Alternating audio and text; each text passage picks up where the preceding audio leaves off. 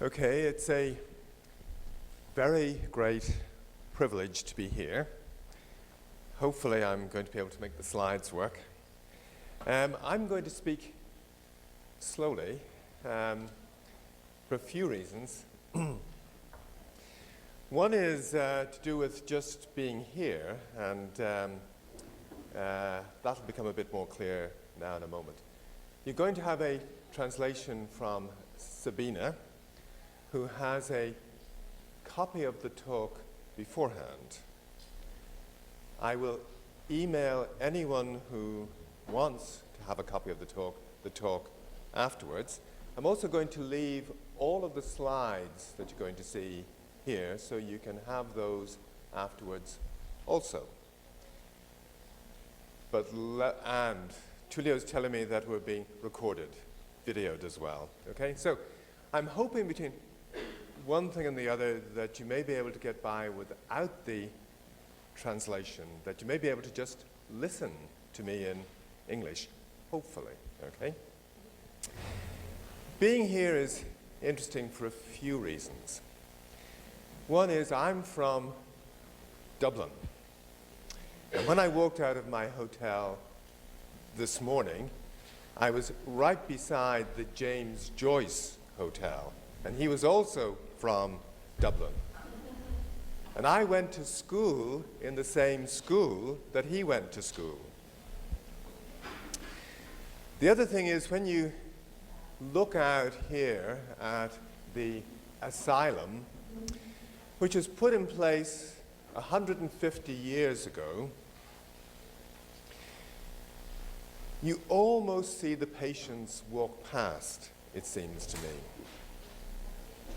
It was put in place as a rational means to help people who are ill, but it turned out, or it became clear, that it wasn't a fully rational approach toward the problems of the mind. So this is what led to it being closed down. It led to a deinstitutionalization. Now, in the same way, just around the same time as we began to deinstitutionalize here, roughly 50 years ago, a new institution was put in place. And that's one in which you are all caught now. If you've got any health issues, it's one that actually affects all of you now. And the same spirit that led to deinstitutionalization from the asylums that were built 150 years ago, we need to find the same spirit to help liberate us from an asylum or an institution that was put in place about 50 years ago that affects all of you in ways that you probably aren't aware of. I said you can almost see the patients out there, but in fact, the patients were almost invisible as people. This was part of the problem. And the problem that concerns all of us here today, and concerns all of you, is that when you're on any treatment, whether for your heart or your chest or your nerves, if things go wrong on the treatment, there's an institution in place that makes you nearly invisible also. What we've got to do is try and restore the person to medicine.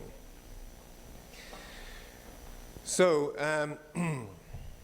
let me quickly see if I can get the slides to move now. You don't? You think I should use this one? Okay, perfect. The institution was the 1962 Food and Drugs Act, part of which you see here. Now, this was put in place in the United States, but exactly the same legal arrangements for drugs apply here also. And this did a few things. It made drugs available on prescription only. One of the other things that it did was to put in place controlled trials. If a company was going to bring a new drug on the market, they had to do it through 2 placebo-controlled trials. And these were going to prove that the drug worked. And the reason for this was, up till then, the Food and Drugs Act had talked about your safety. And it seemed to be a very sensible thing to force companies to prove their drugs worked, because if the drug didn't work, it couldn't be safe. So this seemed to be a helpful thing to add in order to make us all more safe. And this act changed from an earlier 1938 act by just adding in the word effectiveness there, which is, that's the point, just there. The previous act had just talked about the safety of new drugs. Throughout this act, all they've done is change safety to effective and safe. And that has made all of you a lot less safe than you were before. This talk is going to talk about the risks from controlled trials. Controlled trials were the thing that people thought had allowed us to show that drugs worked or not. This talk is about the risks that stem from controlled trials. Now, controlled trials can be hugely wonderful. Evidence-based medicine can be terribly helpful. So this is not anti-controlled trials, and it's not anti-evidence-based medicine, but it is about risks about evidence-based medicine that you're not usually told about. And the person who's responsible, and this is a reason why hopefully the inspiration, the answer will come from somewhere around here also, is that the person who is responsible for the new institution in which we all live was an Italian, Louis Lasagna. He moved to the United States, or his parents had, but he was from northern Italy. And there he is. And one of the things I'm going to end with at the end of the talk is I'm going to talk about a thing called risk.org, which is an adverse event reporting website that I and a few colleagues are involved in. And we're hoping by the end of it that you'll see the reason why we're involved. It's all about, in a sense, creating slow medicine. I've got some cards to give you a bit more detail, which I'll leave here. But let me move on, and let's begin the talk proper here. Back in the 1960s in Dublin, nobody needed a car.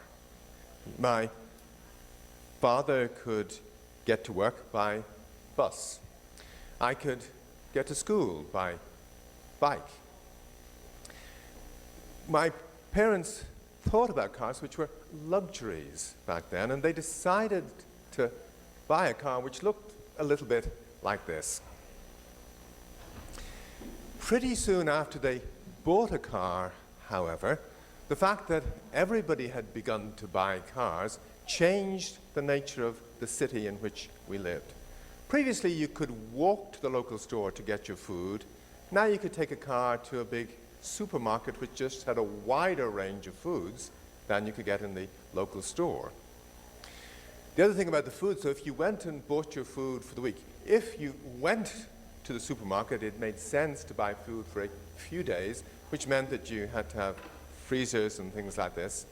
And you bought a different kind of food also. But also it meant that if you had a car, you could live further out. And if you lived further out, it became important to build new roads around Dublin. So the entire city and way of living changed. And pretty soon, far from being a luxury, cars had become crucial. We all had to have a car. In the same way, back in the 1960s, my parents thought about buying a TV. You didn't have to have a TV, it was a luxury. You could listen to the news. It was good to get the news. We bought the TV for the first time shortly before John F. Kennedy was shot. so you saw the news there in a very vivid way. But fairly soon after that, the news began happening on TV. The TV didn't just report the actual news, things began to happen. It was the things that were happening on TV that became the news.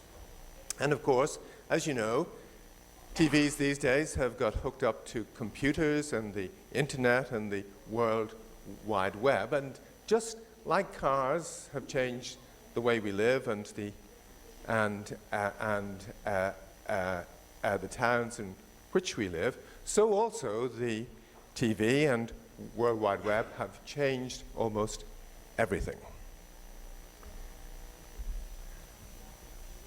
And here's food.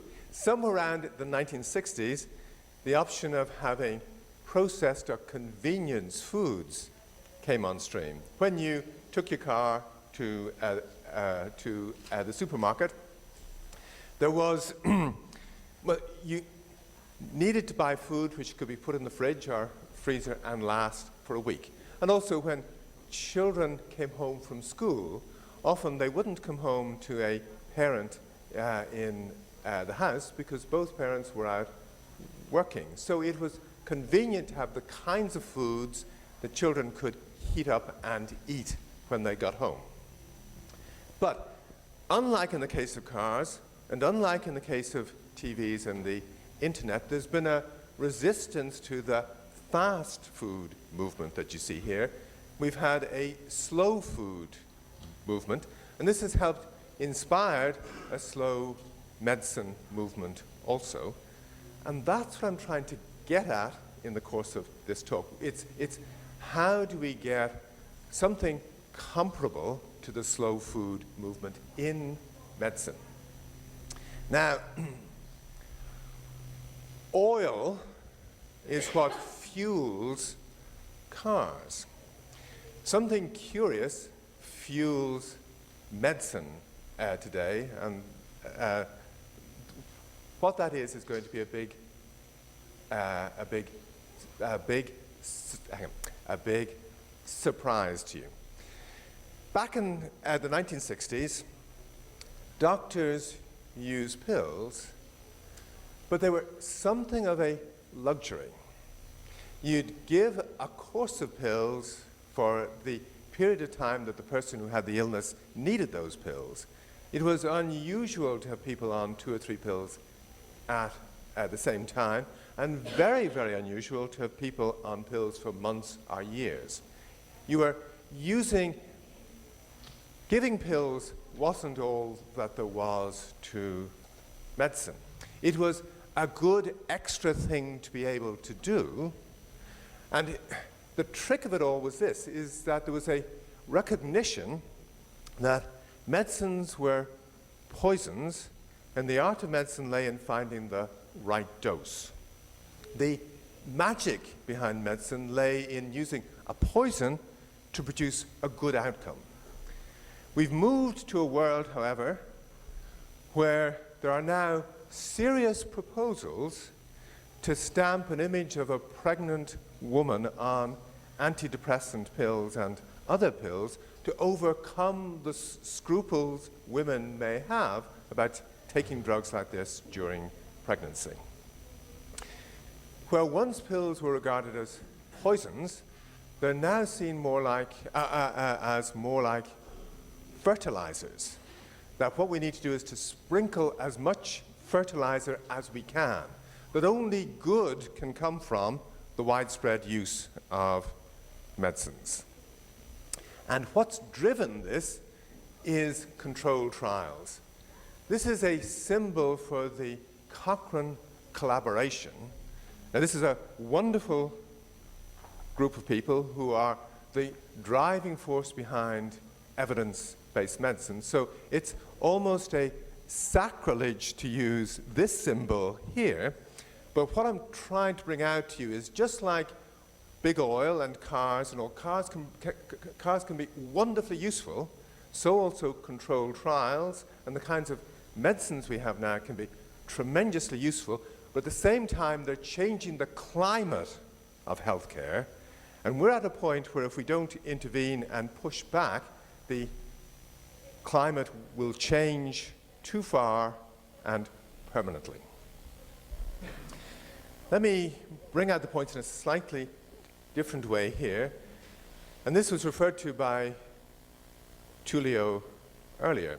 This is all of the trials done on the antidepressants. This is 100,000 people who've been through any placebo-controlled trial of antidepressants. And what you see from this graph here is that it appears that the active drug is slightly better than placebo, marginally better. The question is, does this prove the drug works or not? There's an awful lot of people who say, yes, it does. And what you should do is you should go out and give these drugs that work. And then there's more people, there's a resistance movement saying, well, no, actually, the best evidence really here is for the placebo, that we should be using that first. But the point that I'm keen to get at in all this is that actually there's no common understanding about what this data means. And I'm going to try and put it to you that the best understanding, the best thing that you can take out of this is what it means is that controlled trials don't work. Antidepressants can work, but we don't know how well they work or who to give them to, because controlled trials don't answer questions like this. And to bring that out, I'm going to invite you with me to bring alcohol on the market as an antidepressant. We're going to do a controlled trial of wine as an antidepressant. You've got this wine here, which will have alcohol in it, and you'll have a wine that looks just like it with no actual alcohol content in it.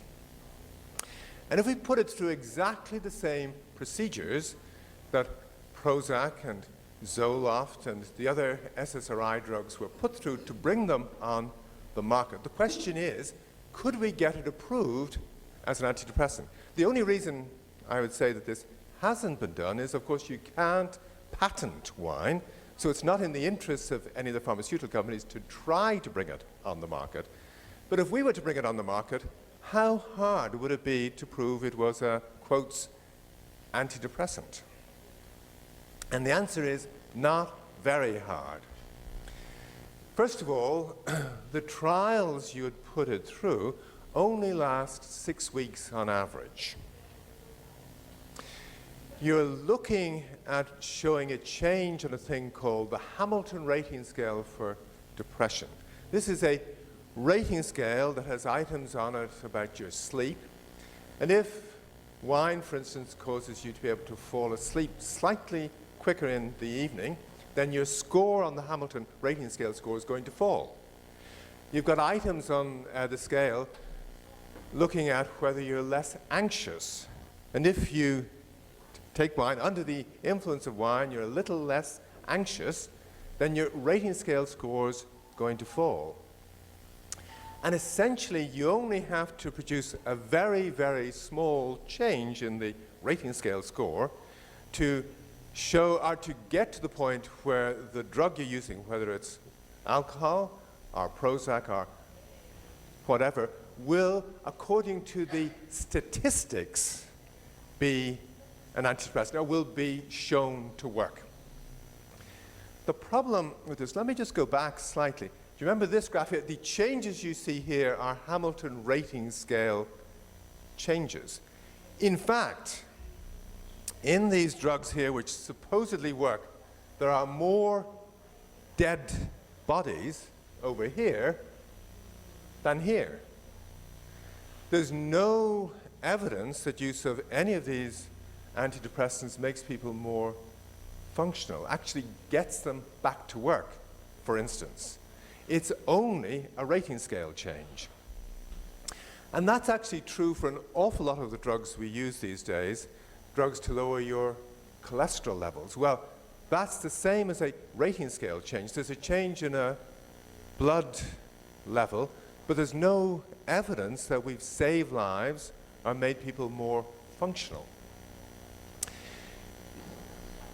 In terms of the trial we do with alcohol, we only have to get roughly 2 out of 10 trials for alcohol to be positive. We can run 10 trials, and in 8 of them, alcohol may not beat placebo alcohol, but we can completely discard those. We only have to have 2 positive trials, and if we have those, the European Medicines Agency and FDA have to let us bring alcohol on the market as an antidepressant if we have 2 positive trials. We don't have to let the rest of the world know that there were 8 other trials, but out of the 2 positive trials, we can produce 100 publications.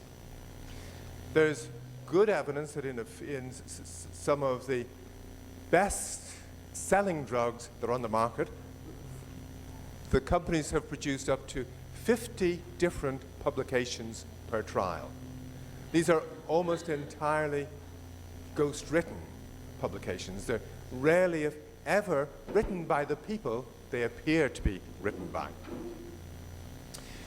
In the case of our alcohol trial, let's say we've recruited Tullio to the trial. He's one of the people, and he's on active alcohol, and he says, "This is wonderful, I'm feeling marvelous." We can get the media afterwards to come and interview him, and he'll say, "Yes, this was wonderful and marvelous," and we can represent that as the typical effects of alcohol. The other way around, if he reports that, you know, this was terrible, I felt really bad on this, it didn't help me at all, we regard that as anecdotal, and we don't let the media talk to him.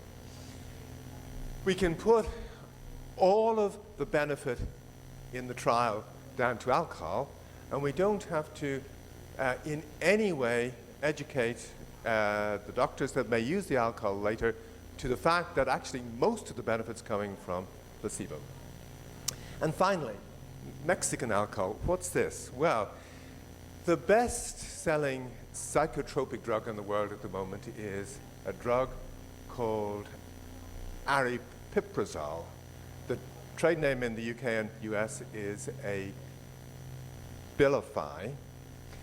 And to get it to have the kinds of sales that it has, it's been marketed as an add-on treatment to SSRIs for people who are depressed, but in particular it's been marketed for bipolar disorder. Now, to build up the sales for bipolar disorder, what the company did was to run a trial to show that this drug was useful to help prevent relapse in people who've got bipolar disorder. And they had roughly 32 hospitals recruited to the actual trial that they ran. 30 of the hospitals were in the United States, and 2 were Mexican hospitals. In the hospitals in the United States, the results for this drug compared to placebo were negative. But in the Mexican hospitals, the results were tremendously positive. Everybody that got the active drug down in Mexico did extraordinarily well. Everybody who got placebo down in Mexico did very, very poorly. So when the data came into FDA, and I'm sure to EMA also, FDA looked at this data and said, well, there's a very odd pattern of results here, but we're not going to look at it more closely. We're going to let the company just add the Mexican results into the US results, and when you do that, overall the drug is marginally superior to placebo. And on the basis of that, it was let come on the market, and is now the best-selling psychotropic drug in the world.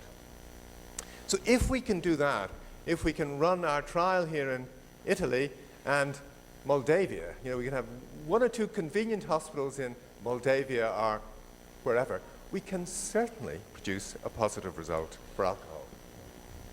And if alcohol weren't ancient, if we could patent it still, we could bring gin on the market as an antidepressant, and whiskey, and wine, and beer, and rum. And if we have a patient who's being treated for being depressed and not responding to gin, well, you could add whiskey into their gin, and maybe have them ultimately on gin and whiskey and beer and wine and rum. That's what happens to a lot of our patients. You know the way companies manage writing these articles, which, as I said, are almost entirely ghost-written. If you've got a good publication strategy, you can ensure that the guideline process will endorse the latest drug that has just come on the market, even though the experts know that this is a weaker drug than the older drugs, even though it's going to be weaker and more expensive than the older, cheaper drugs. The guidelines are going to endorse this as the treatment which has to be used first when you're treating people who are depressed. We have our experts who will be able to prove, on the basis of the kind of data you've seen earlier, that because Prozac or alcohol works, in quotes, that therefore we should give it for free on the health service that we've got, that if only it gets used more widely, that in fact the economy is going to be helped because of the fact that this is an antidepressant, it works. So people who are on this at work, for instance, they're going to be able to do their jobs more effectively, and the Italian economy is going to do wonderfully well as a result. What about the side effects? Well, in a 6 to 8 week trial, alcohol is not going to have, just 1 or 2 glasses of wine per day is not going to have many problems. If it did have problems, we only have to report the side effects that happen at a 10% rate or more. So, for instance, in the case of some trials of the antidepressants where people in the trial have become suicidal at a 9% rate, the paper reports, no evidence at all that there were people in the trial that became suicidal. What they say is we're reporting the side effects that have occurred at a 10% rate or more. So it's not illegal. They haven't told a lie. They've just been creative about the way it's being reported. In the case of wine, I'm unsure about here, but in the UK, if you're pregnant and you're out at a social event and you're holding a glass of wine, it will probably be ripped out of your hand. People are very scared about combining pregnancy and alcohol. In fact, it's probably safer to have a glass of wine regularly during your pregnancy than it is to have an SSRI. SSRIs double the rate of birth defects, double the rate of miscarriages, increase the rate of voluntary terminations, and there's increasing evidence that in women who are on them throughout the pregnancy that they produce developmental delay in the children who are born to those women. In the case of an alcohol trial, there wouldn't be a doubling of the rate of people going on to become suicidal that there is in the SSRI trials. In just 6 to 8 week trials, there's a doubling of the rate of people going on to a suicidal act. That wouldn't happen in an alcohol trial. There wouldn't be doubling of the rate of people going on to become violent. The other thing that will happen in clinical practice afterwards is, you know that if a person goes on wine afterwards to treat them for their nerves and they do really well and they've been on it for 3 to 6 months and they go to their doctor and say, look, doctor, I'm doing really well, could I stop the wine now? And he says yes, and they begin to stop and begin to feel a little bit more anxious. What will happen is when they go back to their doctor, he'll say, well, look, this is just the illness that you are being treated for before coming back. You're alcohol deficient. You need to keep on having wine for the rest of your life. Well, that's what happens with the SSRIs, and that's what happens with many other drugs also. What I'm not going to touch on here for the moment is just this bit here, which is how making these drugs available on prescription only launders the risks out of them. But you'll see that point's going to come back later in the talk. So you can see how crazy it would be to have pushed alcohol as an antidepressant the way the SSRIs have been pushed. Alcohol can be useful. We can treat nervous problems with alcohol. The SSRIs can be useful, but to have had the public health approach with alcohol that we've had with the SSRIs wouldn't be useful. It would have produced great problems if 10% of the population were taking alcohol as an antidepressant routinely, which is what's happening in the case of the SSRIs at the moment. Having said all that, just have a quick look at this. I don't know if you'll be able to see it clearly. This is an article which is looking at alcohol as part of a Mediterranean diet. And it turns out that regular intake of alcohol, it looks like it's pretty antidepressant. I mean, people who are taking the Mediterranean diet with alcohol as part of it report being less depressed than people who aren't. It's probably, in many respects, more antidepressant than SSRIs are. Now, what I'm trying to get at is this. What I hope you've got is a sense that controlled trials somehow don't seem to be giving us the right answer. They're a very rational thing to do, but somehow they're not giving the right answer. Part of the problem is the data from these trials is hidden. Part of the problem is that all the articles that come out of the trials are ghost-written. But even beyond that, if the data weren't hidden and if the articles weren't ghost-written, what I'm trying to suggest to you is we would still have a problem with controlled trials. What I don't want you to take out of this is that I don't think controlled trials are helpful. They can be tremendously helpful, and here's a great instance of where they were helpful. This is the hormone replacement trials, which show that HRT isn't helpful for women who are who have just gone through the menopause. It can be helpful for hot flashes, but it's not a good thing to be on long term. So trials can be tremendously useful, particularly when they show things don't work. They aren't awfully good at being able to show that things do work. Why not? Well, controlled trials began with this man here, Ronald Fisher. He was the first person to run a randomized controlled trial. And he had the job of trying to test, do fertilizers work?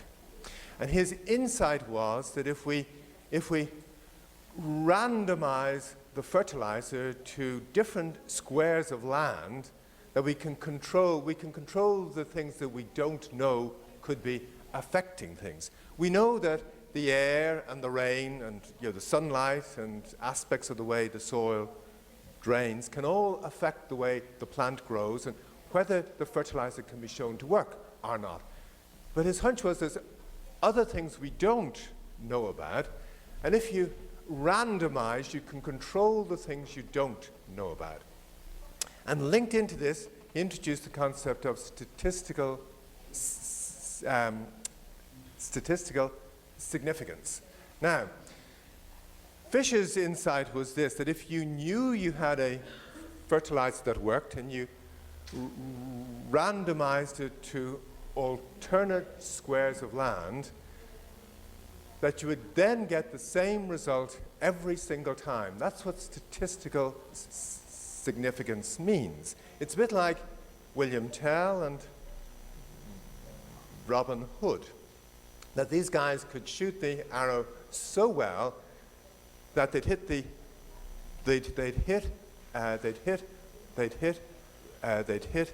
bullseye every time. And not only that, but when they repeated it, they'd split the first arrow. But in the case of the antidepressant trials, or the trials of the antipsychotics, or asthma drugs, or statins, or osteoporosis drugs, the results are much more like this. Each of the trials in their own right may be statistically significant, but in fact, the data is all over the place. What these trials show is we don't know what we're doing. The point behind trials for Fisher was this, that before you did the trial, you knew what you were doing, and the trial just proved that you were right. Now, when we do trials of pills, we don't know what we're doing with these pills, and to a degree, we're just fishing in the dark. One of the other key points is just this, quickly, and one of the things, when I talked about us being institutionalized and becoming invisible, this is a good instance of the kind of thing that I mean. When the SSRIs were first reported to cause people to become suicidal, this was 1990, the response from the company that made Prozac was, well, here's the clinical trial data, here's the science, and this shows that our drug cannot cause people to become suicidal. So what they did, if you take all of the data that you see here and graph that data out as up here, you see that actually in the data there's close to a doubling of the risk of people going on to a suicidal act on Prozac compared to placebo. If you look at what the company then wrote in the article that you've just seen there, which appeared in the BMJ, they wrote that, and this is a thing that we can all agree with, when you analyze the data, the rate of people going on to become suicidal on Prozac is not statistically significantly greater than the rate in the case of people who are taking placebo. We can agree with that, but what you shouldn't agree with is what they wrote next, and it's partly what everybody does agree with, and here's the problem. This is what makes us invisible.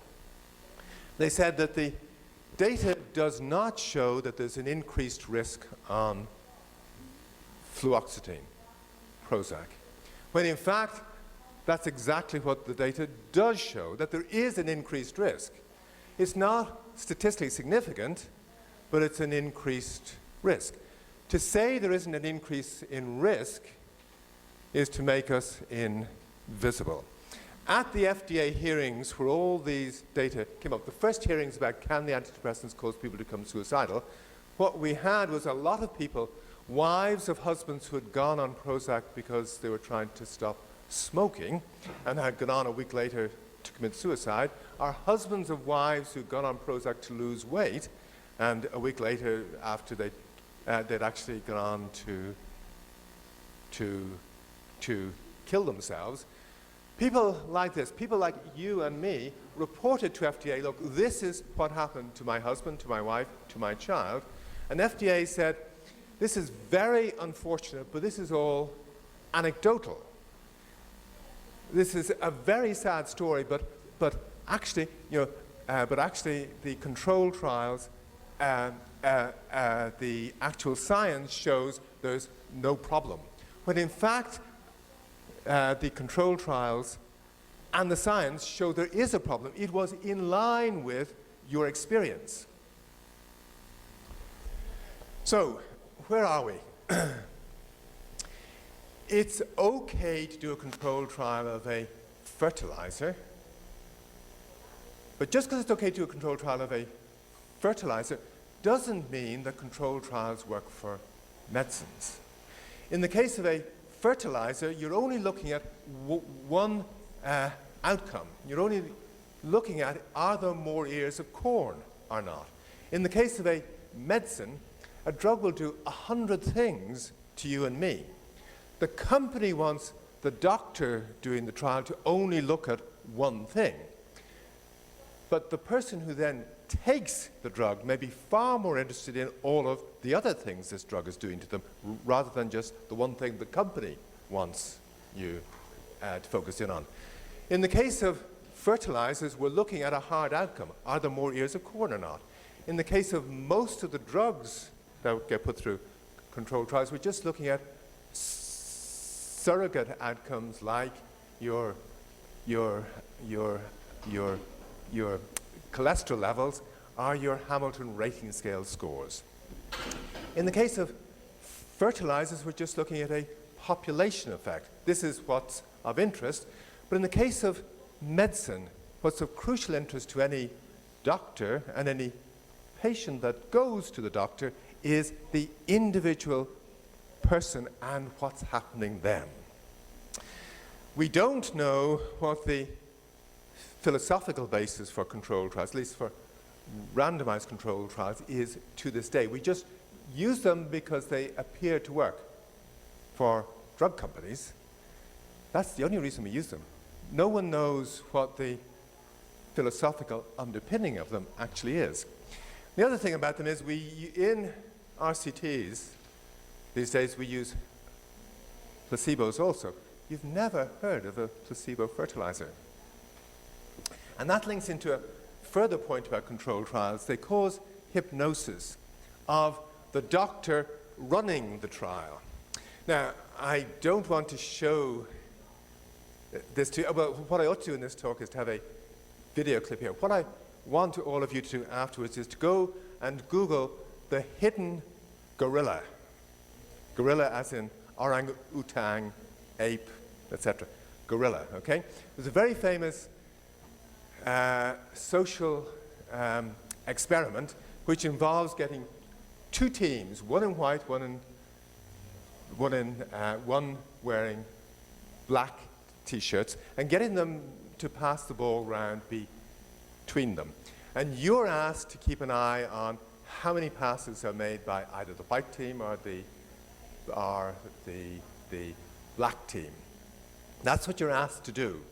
And what you'll see on the video clip on Google is, well, afterwards you'll see that you missed, while you were doing this, you missed a big black hidden gorilla walking through the two teams. You don't see it. That's hard to believe. You'll only believe it when you try it out. That's exactly what happens to most doctors involved in running controlled trials, which is the person is on the antidepressant, they may be becoming suicidal, they may be unable to make love, there may be a range of other things happening to them, and the doctor won't see it. The other 99 things that the drug is doing become invisible to the doctor. And this is just a quick slide about the difference between fertilizers and medicines. Fertilizer trials are all about the field of corn. Medicine is all about trying to keep this child safe. And the way we do medicine these days is increasingly putting this child at risk. One of the other things is that back in the 1960s, and this is where this is partly about you becoming invisible, back in the 1960s, it was expected that drugs could cause problems because they were poisons. And we expect a poison to cause a problem. So if you had a problem, you were able to speak up about it to the doctor who put you on the pill, and everybody else knew that you could have a problem also. These days, when I deal with patients who have problems on pills, the increasing thing I hear is, if I'd known that the drug could have done this before I began, I wouldn't have started it. The other thing is, you hear people saying, look, I'm out there trying to tell people that the antidepressants could cause you to become suicidal. No one listens. People walk past. They don't hear me, they don't see me. If you have an adverse event on a drug, you become invisible. And that's partly down to a change in culture. The culture has changed medicines from poisons to fertilizers, and the key point behind the culture that's doing this is controlled trials.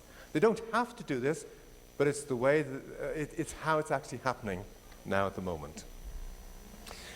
Here's one more picture of Louis Lasagna, who is the person who is responsible for the placebo response. He was the person who wrote the most famous article ever about the placebo response. He's responsible for controlled trials and evidence-based medicine. He's responsible for informed consent and a range of other things. He's over here. This is him here.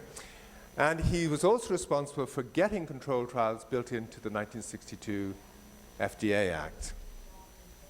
That happened in response to a drug tragedy. The sleeping pill thalidomide, when taken by pregnant women, caused horrific birth injuries.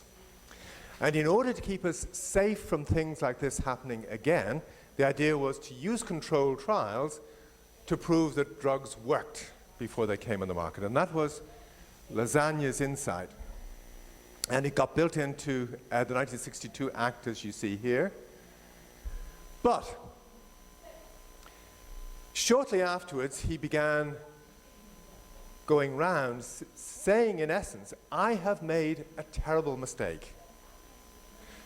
Back in the 1950s, before the FDA Act, I spent my time trying to persuade doctors and companies and regulators to use controlled trials, that the judgment of an individual doctor wasn't good enough. We need to use controlled trials to prove whether drugs work or not.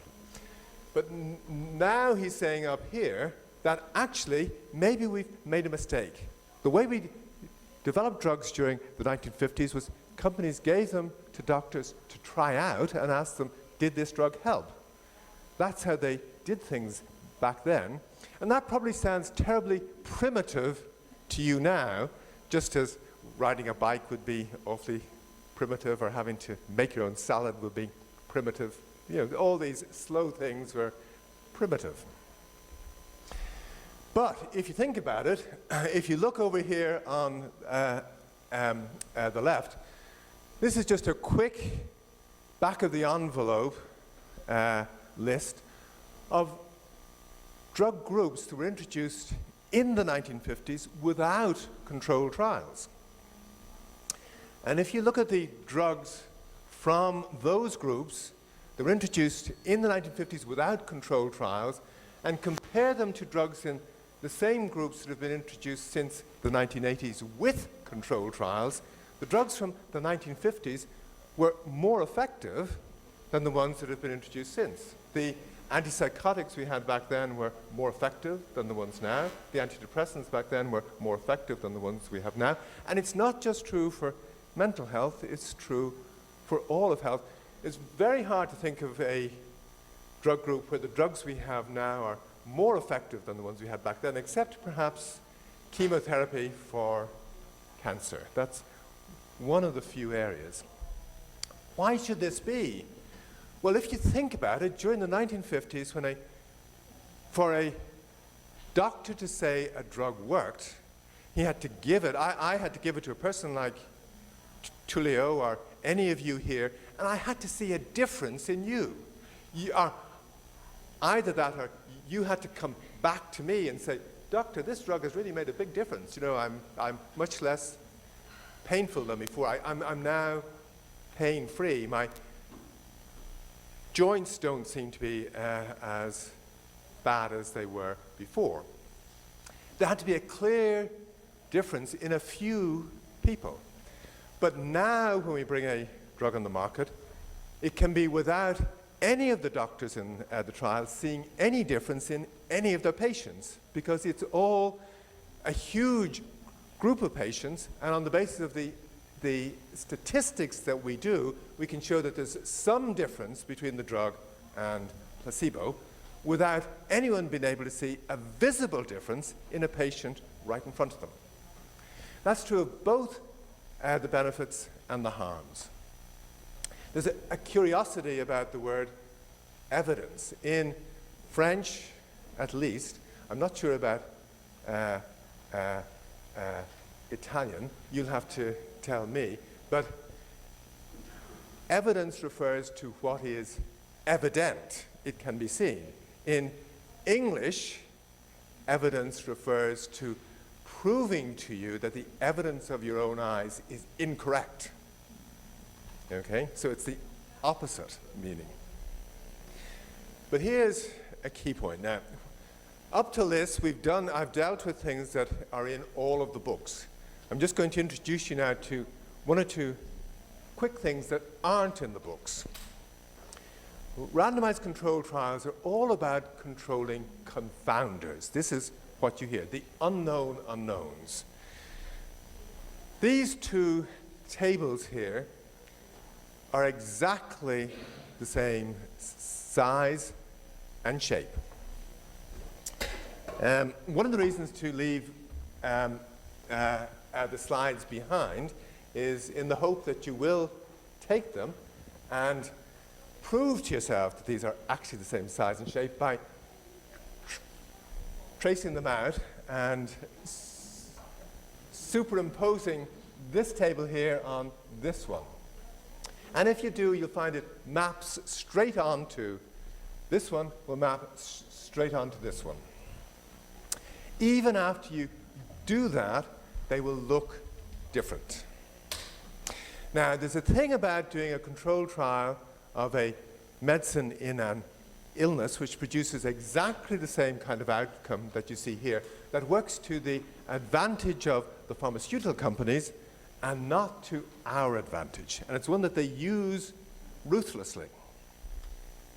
Let me explain it to you. We now have black box warnings on antidepressants saying that they can cause people to become suicidal. And it's on the basis of controlled trials, when ultimately the controlled trials got to the point that there was an apparent doubling of the risk of suicidal acts on the antidepressant compared to placebo. But, and here's the rub, before the SSRIs, the older tricyclic antidepressants like imipramine were more effective than the SSRIs. They would treat people who had melancholia in the way that the SSRIs like Prozac don't. SSRIs are ineffective for severe mood disorders, but the older drugs were more effective for a severe mood disorder. So people who've got a severe mood disorder are at high risk of going on to commit suicide. So if you have a controlled trial of a drug that works, the outcome or the data you'll get would look a little bit like this. The people who have been treated with the active drug would show less people going on to a suicidal act than the people on placebo in the same controlled trial.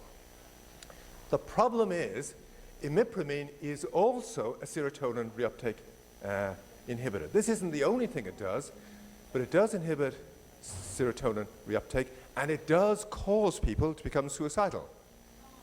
We knew this long before we had controlled trials. I could give imipramine to Tullio, as people did, and he might report becoming agitated and suicidal on it, and you halt the drug and the problem clears up.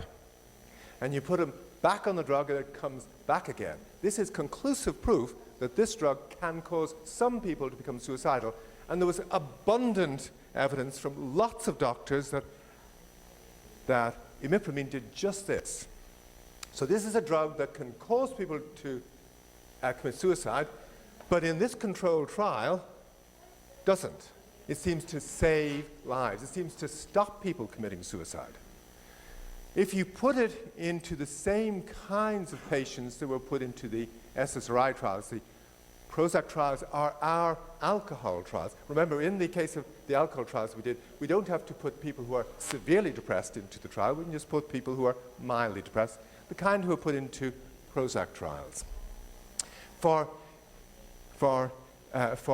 imipramine, you would get exactly the same result that you had for the SSRIs if you put it into people who are mildly depressed. So, controlled trials cannot give you the answer to, does imipramine cause people to commit suicide?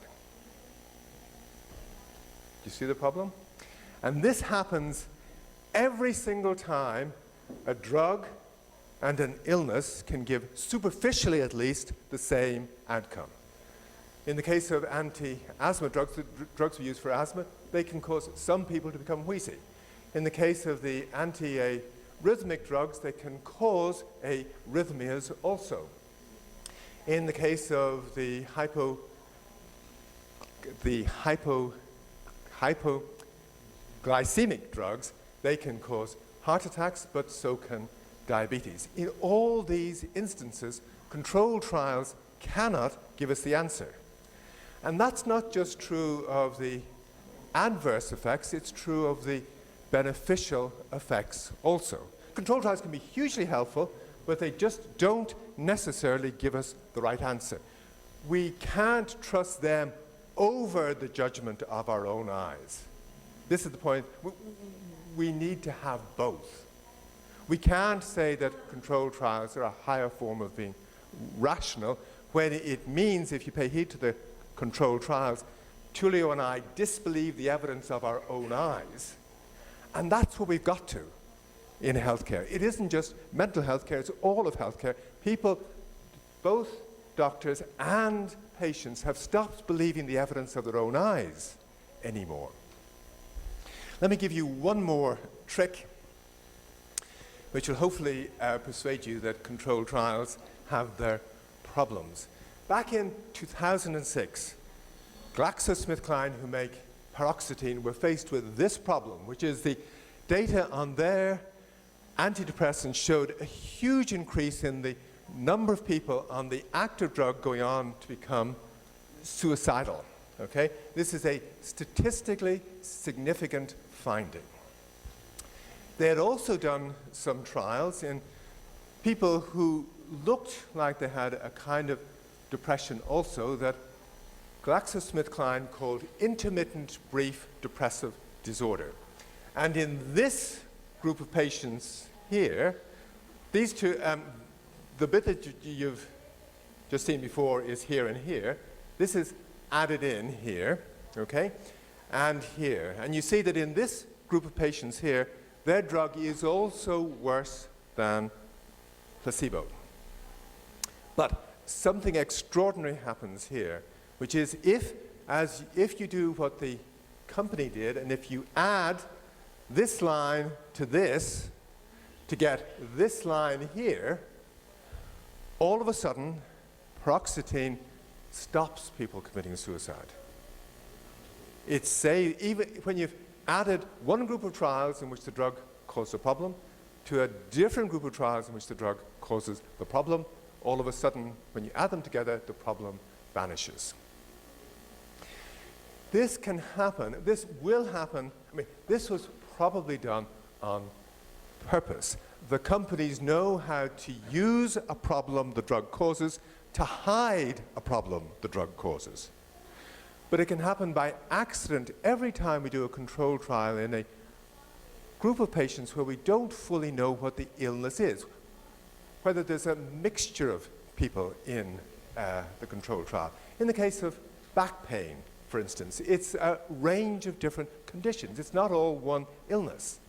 In the case of diabetes type 2, it's not all one illness. It's a range of different conditions.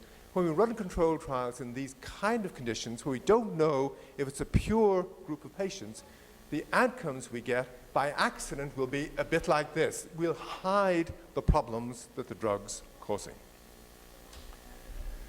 So just to repeat, controlled trials, when they disprove a drug works, can be tremendously helpful. They put the onus back where it belongs, which is on the company to prove, well, if you think your drug can be helpful for some group of people, prove it. At the moment, controlled trials are being used to put the onus on the patient who is injured by a drug. Well, if you think our drug has caused you to be injured, prove it. And that's not where the onus should lie. So, controlled trials are very good for fertilizers. That's where they began. No one has argued that they don't work for fertilizers. All RCTs may do harm when it comes to medicines. The trick is they can also be beneficial, and we need to recognize where they can be beneficial, but even where they can be beneficial, to realize that there may be risks. They generate ignorance about medicines. You've seen the hidden gorilla type of effect, where doctors are trained not to notice most of what the drug's actually doing, and then afterwards, evidence-based medicine says to you, controlled trials tell us everything that we need to know about a drug, and that rhetoric generates ignorance about our ignorance. So RCTs transform poisons into fertilizers. They're leading to mediculture rather than medicine. They're the best way to hide adverse events on a drug. And and statistical significance is a public health problem. So, back to this. Controlled trials were introduced because of the problems this drug caused. The companies were going to be forced to prove their drugs worked using placebo-controlled trials before the drug could come to the market. As of 1962, only one drug had been through a placebo-controlled trial before it came to the market, and it had been shown to be perfectly effective and wonderfully safe, and that drug was thalidomide.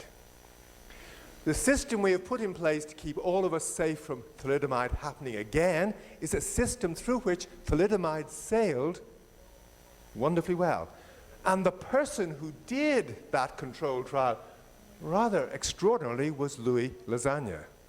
You cannot get a better symbol of the problems we've got at the moment than this. And perhaps you can see now why he was so concerned with what had been done and tried to wake people up to the risks of what we had done. Quickly to end, if we have problems, and we do have problems, drug-induced adverse events are now the third leading cause of death and becoming ever commoner. There's two ways to solve problems. You can take a top-down approach or a bottom-up approach, a shower or a bidet approach. The shower approach is one we possibly have to leave to the politicians and looks at issues about should these drugs be available on prescription only or not. There's issues to look at the way companies are rewarded. There's issues about should companies, when they run trials, be let hang on to the data so no one can see what the data really looks like. That's the kind of thing that politicians could insist has to change. The bottom-up approach is where risk.org comes in. I'm going to quickly fill you in on how this works. But it's, the emphasis here is trying to switch back from the effectiveness of drugs to their safety. The important thing is to keep all of us safe. And this comes back to the issue about the culture. There's been a cultural change. We need to get back to a sense that drugs are tremendously risky things, that we can do great good with them if we know that they come with risk. Now, it's not going to be the kind of medicine we had during the 1960s where the doctor knew best. This is the kind of medicine that will only work where there's a collaboration between the patient and the doctor, between all of you and anyone who may be putting you on a pill of any sort. Trying to explain to people what the experience of patients is like these days, which is, I mean, it's a thing that you may not believe. Most doctors don't think this could be the case. Most doctors regard themselves as nice people who are trained to communicate to you and listen to you, but they're not trained to listen to you reporting something going wrong on a pill. And even the nicest doctor, when things go wrong on pills, often will become terribly hostile to you when you try and report this to him or her.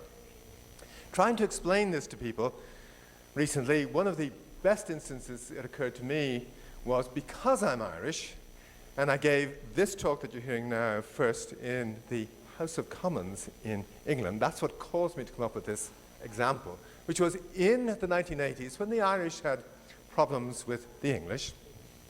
There was some unfortunate things. There were bombs. And there was a bomb in a pub in a place called Guildford, which led afterwards to 4 Irish people being picked up and jailed. Now, it turned out it was awfully clear that they were innocent, and a lot of English people spent a lot of time trying to get these innocent Irish people out of jail.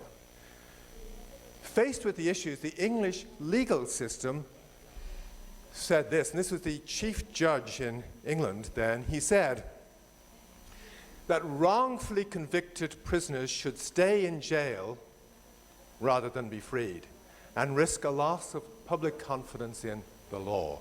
It's the same thing with adverse events. The regulators and the government and the pharmaceutical companies and expert doctors, they all want the person who has an adverse event to be invisible, to be ignored, because it risks public confidence in the system that we have. And that's what we're up against.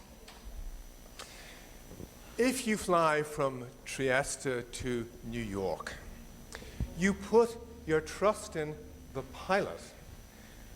When there's an adverse event on a plane flight, she reports it.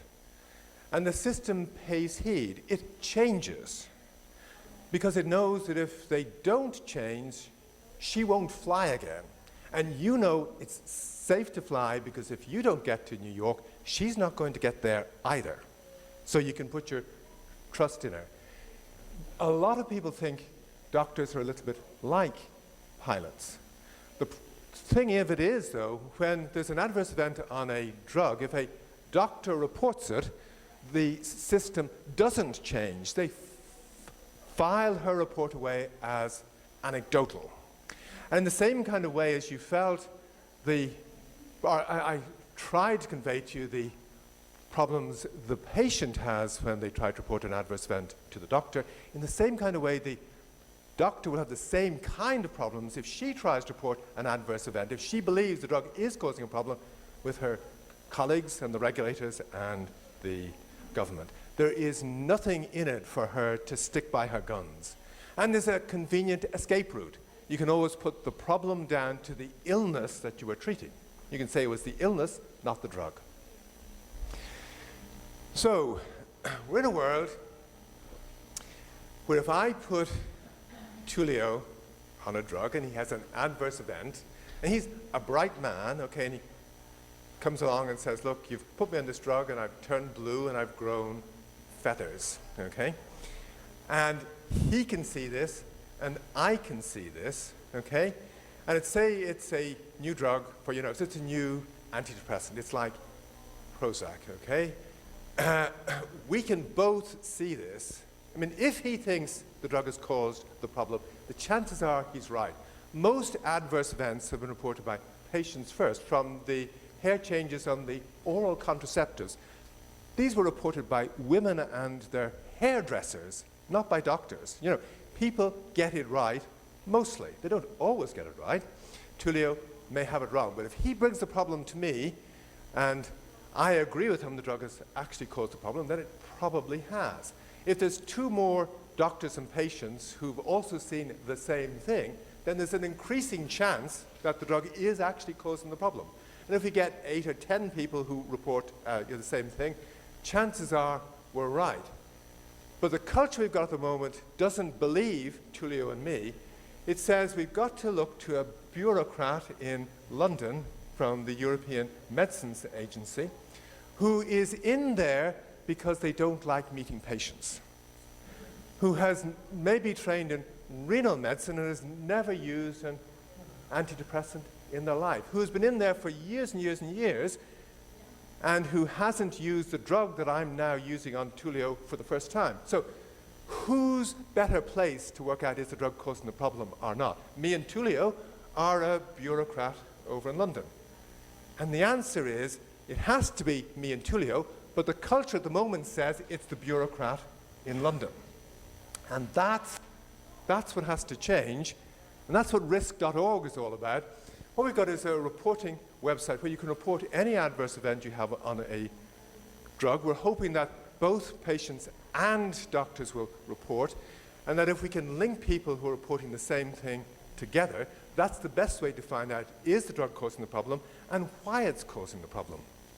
For instance, if there's a problem happening with a new pill in Trieste and not Venezia, our hunch is it's people in Trieste and Venezia who are going to be able to come up with the answers to what's going on.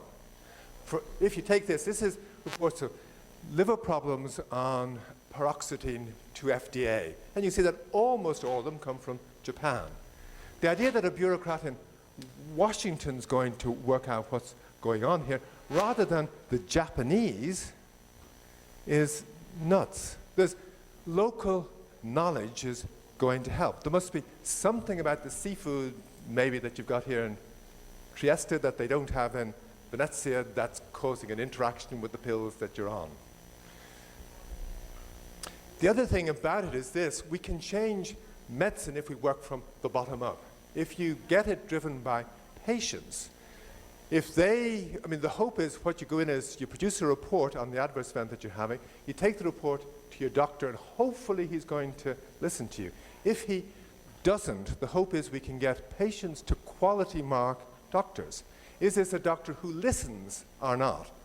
And if we can produce a map of where the doctors are who are listening versus where the ones are who aren't listening, we can force doctors to change, because they'll go out of business if they don't listen.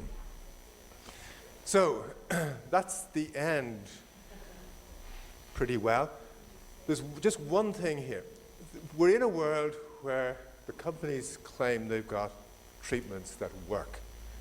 We need to make sure it's a treatment that works for you, that it actually does work without undue risk for you. If a treatment works for you, if we can match treatments to people properly, rather than, as was done much more during the 1960s than now, they can be made available for free, because if they work for you, they are going to get you out of a hospital bed. They are going to make you work better when you're at work. The economy is going to work better generally. Healthcare is going to work. At the moment, healthcare is going bankrupt because we're using an increasing amount of pills that simply don't work. And people are on other pills to treat the side effects that the first pills have caused. And these things are much more expensive pills in the first instance than the ones we need. There are often older, better, cheaper ones. So if we can do something like this, the hope is that we can save healthcare. Thank you.